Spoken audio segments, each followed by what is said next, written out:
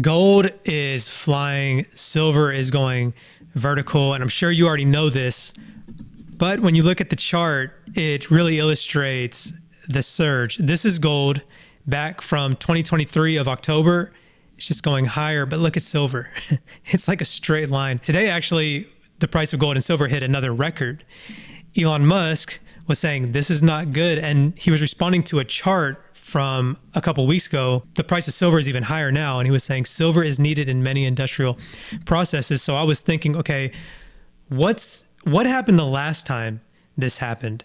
And I checked, things got ugly. And the second thing I was wondering is, okay, silver is up 199% in the past year. Gold is up 150% in the past 5 years. But what happens if this goes up 300%, 500%, 800%? How does this affect our lives? And so today I wanted to go over that. So if you're a history buff, in the 1930s, China was on a silver standard, meaning silver wasn't just a commodity, it was literally money. And then in 1934, the US passes the Silver Purchase Act and starts aggressively buying silver, which helps push the global silver price up. So what happens? Silver starts flowing out of China because the world price is higher. And when your money is silver, silver leaving the country is basically your money supply shrinking. That's deflation, tighter credit, and Shanghai starts getting hit with real stress. And it got so bad that by late 1935, China is like, okay, we're done. They roll out this currency reform and move away from the silver standard toward a paper currency system. And I'm not saying anything like that is happening today. It's a different world, but I'm just saying when silver goes vertical, history shows it can trigger rule changes, stress, weird second order effects.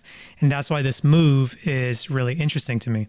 So the last time this happened in 1980, these two Texas oil tycoon brothers, Nelson and Herbert Hunt, tried to corner the market. They scooped up billions in silver futures on leverage, driving the price from $6 to $50. When the price of silver shot up toward $50 an ounce last year, Americans lined up in thousands to sell their silver bowls, candlesticks, knives, and forks to be melted down into bullion. 40% of all the gold mined each year simply goes into bank vaults as a form of wealth. 80% of all silver is used in industry, and the above-ground supply is dwindling. 7 years ago, Herbert and Bunker Hunt, sons of the legendary Texas oil billionaire H.L. Hunt, decided the chronic shortage of silver made it a good investment.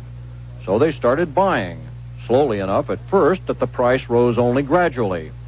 But last year, as the Hunts bought more and more, the price skyrocketed, soaring from $9 an ounce to $52 an ounce, an increase of 580% in just 6 months.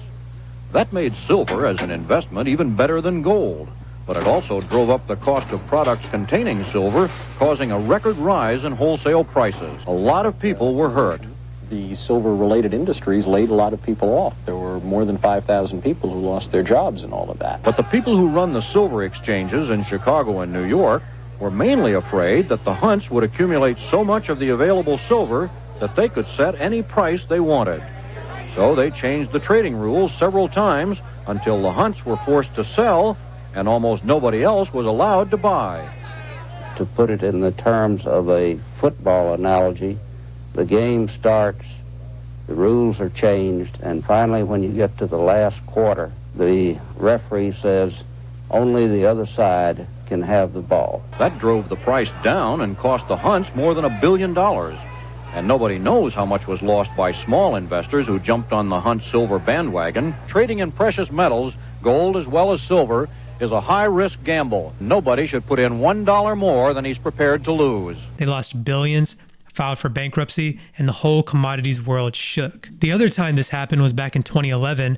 The price rocketed from $10 to $50, fueled by quantitative easing money floods and fears of a dollar doom. Hedge funds and everyday Joes piled in, and then the way it got ugly was that the CME group raised margin requirements for silver futures contracts 5 times in a short period, approximately 9 days or 2 weeks, in response to significant price volatility and speculative trading. They forced liquidations, and silver dropped 30% in weeks. And so we have gold up 70% year over year. We have silver up about 200% year over year. So the market is telling us that, okay, people are losing faith in fiat currencies at the moment and running to hard money for safety. This signals inflation fears, economic uncertainty, and also people want to keep their money safe due to geopolitical tensions as well. So the way this affects our life, if silver keeps exploding, like I said, 300%, 500%, well, first off, electronics prices skyrocket because silver is in everything from our phones, circuits to solar panels. Imagine spending $2,000 on a laptop that used to cost $800, or your electric bill tripling because solar farms can't keep up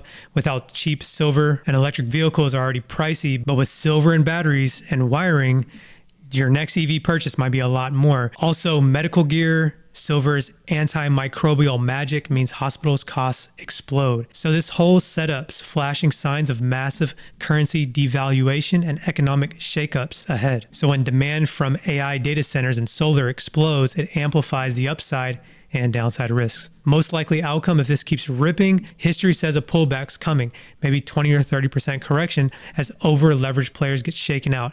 But long term, if devaluation sticks, silver could stabilize higher, let's say $100 and up, rewarding patient holders. Just watch for those margin hikes or export bans, like Elon Musk griping about China potentially restricting silver flows, which could turbocharge prices even more. And I was debating whether or not to post this, but this tweet is getting so much exposure, 300,000 views in 3 hours, just posted by this user here saying this hasn't happened before, never.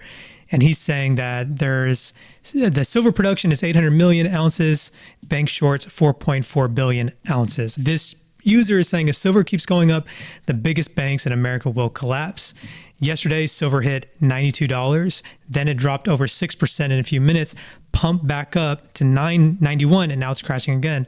I spent 20 years in these markets. Most people see a normal correction, but I see a trap. At $90 an ounce, their combined short position is now a $390 billion liability. That's larger than the market cap of most global banks.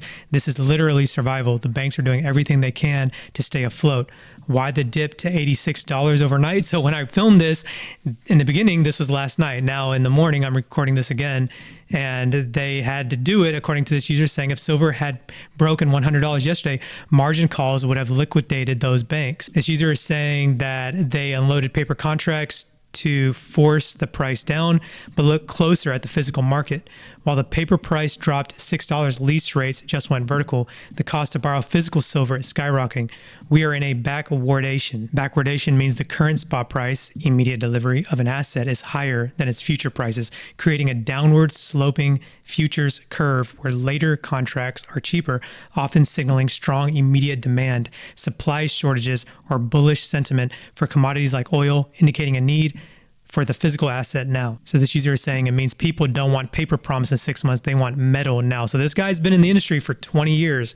The math is terminal. We know the shorts are this much, but at $90, the recycling supply dries up because people hoard. And industrial demand, AI chips, solar, EVs, is inelastic. They must buy at any price to keep factories running. Bank of America and Citi aren't just short the metal, they are short the industrial revolution. The force majeure is next. It's already starting in the wholesale markets. Dealers are quoting unavailable or 6-week delays for volume delivery. When the price snaps back above 92, and it won't stop at 100, it will gap to 150 overnight when the first major short declares force majeure. The two markets are detaching. Screen price, which is currently $88, well now it's $91, a fiction maintained by algorithms. And number two, the street price, unobtainable. We are witnessing the death of the paper derivative market in real time.